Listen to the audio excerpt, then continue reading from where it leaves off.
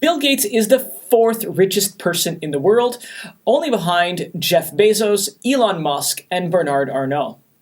While Bill Gates has fallen to number 4, his net worth of about $124 billion is a massive amount of money. And if you think that's a massive pile of money, give me a like on this video. I know I do. Now, with that kind of net worth, it's no surprise that the Bill and Melinda Gates Foundation has a huge investment portfolio as well. In fact, it's worth more than $23 billion according to a recent 13F filing. That kind of wealth is something that investors like you and I can only dream of. But you know, there is one thing that we all have in common with even the wealthiest people on the planet. We're all looking for good stocks to buy and hold for the long term. And that's why it's useful to review the stock holdings of the Bill and Melinda Gates Foundation. And in this video, I'll cover the 21 stocks held by the Bill and Melinda Gates Foundation. But before I begin, since you're looking for information on quality stocks, I wanted to introduce Sure Dividend. Sure Dividend helps investors like you and I find high-quality income securities for their retirement and financial freedom portfolios. And the Sure Dividend newsletter analyzes their top 10 high-quality dividend growth stocks each and every month. And because they do such a great job, I use their service myself to research companies for the videos that I create here on this channel. So if you'd like to support the channel, take a look at the Sure Dividend link in the description below, and stay tuned because I'll be giving you a promo code for a $41 discount off their newsletter. Alright, so let's get started. The biggest position in the Bill and Melinda Gates Foundation portfolio is Berkshire Hathaway. And it's easy to see why. It's safe to say the money is in good hands. Berkshire Hathaway, under the leadership of Warren Buffett, grew from a struggling textile manufacturer into one of the largest conglomerates in the world. And by the way, here's a video about the stocks that Berkshire Hathaway invests in. Today, Berkshire is a global giant. It owns and operates dozens of businesses with a hand in nearly every major industry, including insurance, railroads, energy, finance, manufacturing, and retailing. It has a market cap above $600 billion. Now, Berkshire Hathaway can be thought of in its 5 parts. Wholly owned insurance companies like Geico, General Re, and Berkshire Reinsurance. Wholly owned non-insurance subsidiaries like Dairy Queen, BNSF Railway, Duracell, Fruit of the Loom, NetJets, Precision Cast Parts, and See's Candies. Shared control businesses like Kraft Heinz and Pilot Flying, and marketable publicly traded securities, including significant stakes in companies like American Express, Apple, and Bank of America, and of course, finally, the company's gigantic cash position. In Berkshire's annual letters to shareholders, Buffett typically evaluates the company's performance in terms of book value. And book value is an accounting metric that measures a company's assets minus its liabilities, kind of like a net worth. The resulting difference is a company's book value. And this is a proxy for the intrinsic value of a firm, which Buffett believes to be the most important financial metric. Berkshire doesn't pay a dividend to shareholders. Buffett and his partner, Charlie Munger, have argued that they can create wealth at a higher rate than the dividend would provide to shareholders. So, Berkshire stock may not be attractive for investors who want dividend income. However, there are a few companies that have a track record nearly as great as Berkshire's. Next on the list, and the second largest position in the Bill and Melinda Gates Foundation portfolio, is Waste Management. Waste Management is a company with a wide economic moat, a term made popular by Warren Buffett to describe a strong competitive advantage that protects a company from competition. Waste Management operates in waste removal and recycling services. And this is a highly concentrated industry, with only a few companies controlling the majority of the market. Representing 8% of Bill Gates' Foundation portfolio, and number 3 on the list, is Caterpillar. Caterpillar is the global leader in heavy machinery. It has a strong brand with a dominant industry position. Caterpillar manufactures and markets heavy machinery, mostly for construction and the mining sectors. The company operates in three primary segments: construction industries, resource industries, and energy and transportation, along with ancillary financing and related services through its financial products segment. Next on the list, we have Canadian National Railway, the only transcontinental railroad in North America. It has a network of approximately 20,000 route miles and connects three coasts: the Atlantic, the Pacific, and the Gulf of Mexico. CN handles over $200 billion worth of goods annually and carries over 300 million tons of cargo. Next on the list, we have Walmart, another excellent example of a company with durable competitive advantages. It's the largest retailer in the United States, with annual revenue above $600 billion. The company came to dominate the retail industry by obsessing on lowering prices, particularly in supply chain and distribution. Consumers tend to scale down to discount retail when times are tough, which is why Walmart continued to grow even during the financial crisis. As a result, Walmart is arguably the most recession-resistant stock in the Gates Foundation portfolio. All of this allows Walmart the ability to raise its dividend each year like clockwork, even during recessions. And so far, Walmart has raised its dividend for over 40 years in a row. Its long history of dividend growth qualifies Walmart as a dividend aristocrat, a group of companies in the S&P 500 that have raised its dividends for at least 25 consecutive years. And you can learn more about the dividend aristocrats in this video. Number 6 on the list, we have Ecolab, a company that was created in 1923 when its founder, Merritt J. Osborne, invented a new cleaning product called Absorbit. This product cleaned carpets without the need for businesses to shut down operations to conduct carpet cleaning. Osborne created a company revolving around the product called Economics Laboratory, or Ecolab. Today, Ecolab is the leader in its industry and generates about $12 billion in annual sales. Ecolab operates in three major business segments: global industrial, global institutional, and global energy, each of about roughly the same size. The business is diversified in terms of operating segments and also geography. Number 7 on the list, and representing 3.6% of the Bill and Melinda Gates Foundation stock portfolio, is Microsoft Corporation, a company founded in 1975 by Bill Gates and Paul Allen, and is headquartered in Redmond, Washington.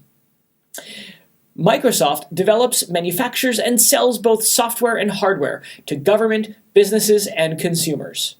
Their offerings include operating systems, business software, software development tools, video games, gaming hardware, and cloud services.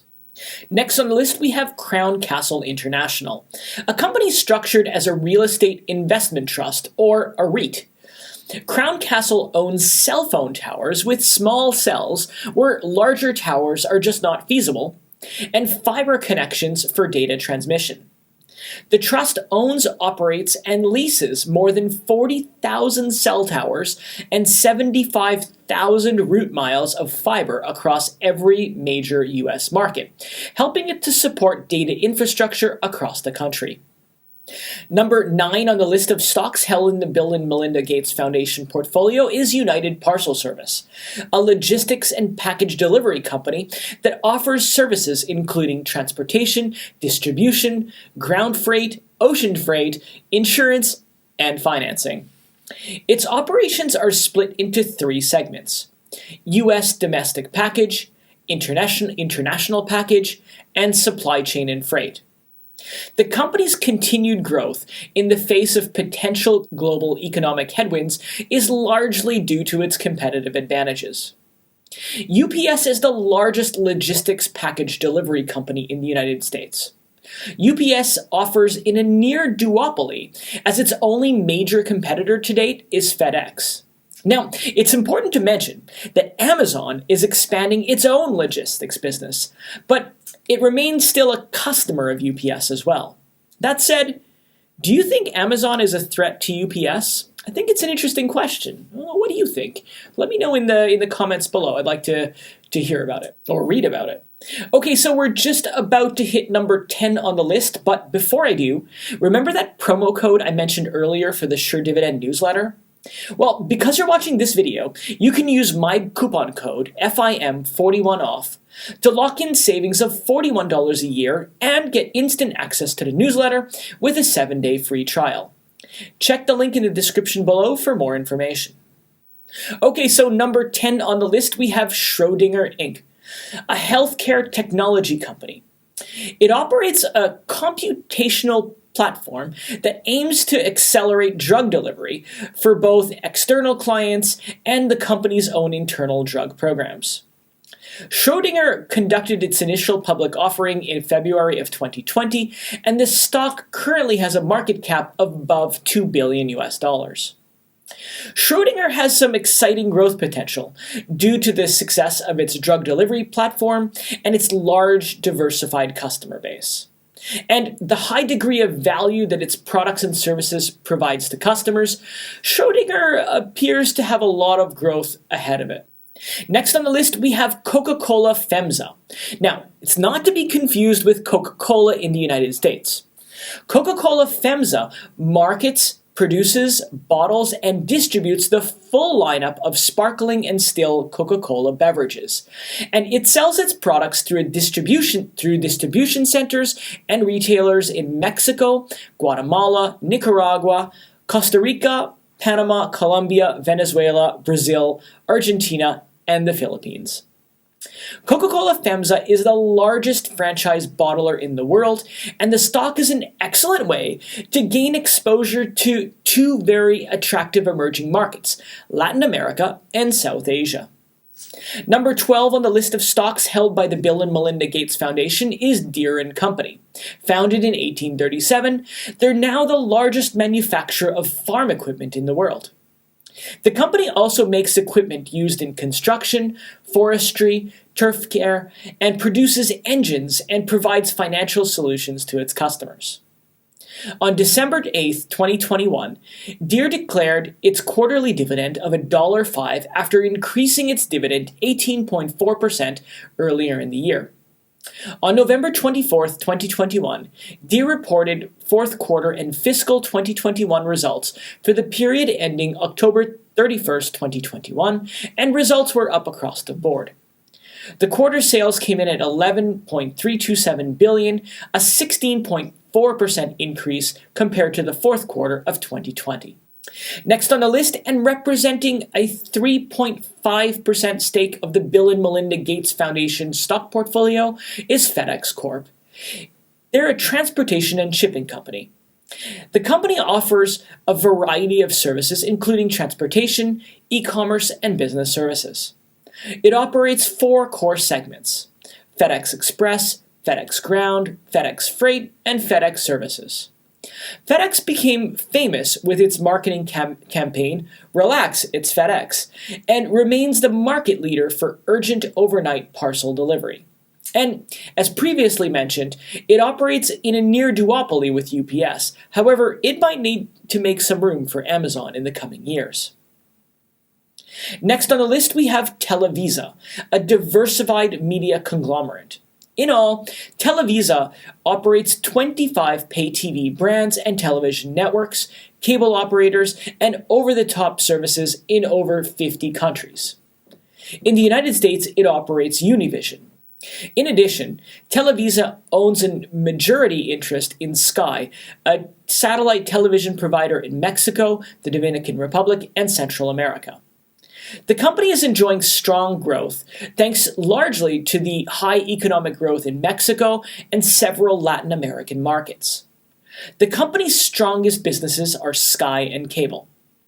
Televisa is a strong brand and has a fundamental advantage thanks to its geographic focus. As a result, it's a compelling growth stock for investors interested in international diversification. The company has multiple catalysts for growth in front of it, specifically a rising audience and declining capital expenditure requirements. At the same time, capital intensity is declining for that business segment thanks to the conclusion of a multi-year period of elevated investment to build out its network. This investment in expanding the company's customer base should propel its future growth in the years ahead. Okay, so number 15 on the list, we have Coupang, an e-commerce platform through its mobile apps and websites primarily in South Korea. Coupang sells various products and services in the categories of home goods, apparel, beauty products, fresh food, and groceries, sporting goods, electronics, consumables, and more. Number 16 on the list, we have Alphabet, and investors most likely know Alphabet by its former name, Google. Since going public in 2004, Google has grown into a technology giant, which now exists as a conglomerate known as Alphabet. The stock trades under two share classes, an A class and a C class. The A class, GOOGL, has voting rights, while the C class, GOOG, does not. Alphabet holds all its various businesses, the Google search platform, Android, Chrome, YouTube, Nest, Gmail, Google Maps, and more under one umbrella. Google Cloud is an emerging growth platform for the company. Alphabet has positive long-term growth potential from three major sources. First, Alphabet has the world's dominant search engine, which generates a remarkable amount of cash. Growth may slow at some point, but there's plenty of opportunities as the network effect continues to take hold around the world, making Google more and more valuable to advertisers. Next, the company makes significant investments in new technologies known as its Other Bets segment. Other Bets investments are devoted to high-risk, high-reward ventures. Alphabet's Other Bets include life sciences brand Verily and Google Fiber. These bets still represent a very small part of the company, but have the opportunity to propel Alphabet to its next level. Finally, the company's immense cash hoard allows Google to retire shares and buy its way to growth via acquisitions. Next on the list, we have Madison Square Garden Sports Corp., a diversified sports company. It owns multiple sports franchises, including the New York Knicks and the New York Rangers. It also owns development league teams such as the Hartford Wolfpack and Westchester Knicks of the NBA G League. It also owns esports properties, including Knicks Gaming and a controlling interest in Counter Logic Gaming. Number 18 on the list, and we have Weber, a company that manufactures and distributes outdoor cooking products, accessories, consumables, and services in the United States and internationally. It's also the first barbecue that I barbecued on. Its products include charcoal and gas grills, smokers, pellet and electric grills, and more. Next on the list, we have On Holding, a company based in Switzerland. On Holding develops and distributes sports products worldwide, and it offers its products through independent retailers and distributors online and in stores. Next, we have the Mexico Fund Incorporated, a closed-ended equity mutual fund launched and managed by Impulsora del Fondo Mexico. It primarily invests in the public equity markets of Mexico. And last but not least, the smallest equity position that the Bill and Melinda Gates Foundation holds is Affirm Holdings, a platform for digital and mobile-first commerce in the United States and Canada. The company's platform includes point-of-sale payment solutions for consumers, merchant commerce solutions, and a consumer-focused app. Well, that was quite the list. Do you own any of the companies on this list? If so, let me know in the comments below and tell me why. I love to read and respond. In the meantime, thanks so much for watching, and I'll see you in another video. Bye.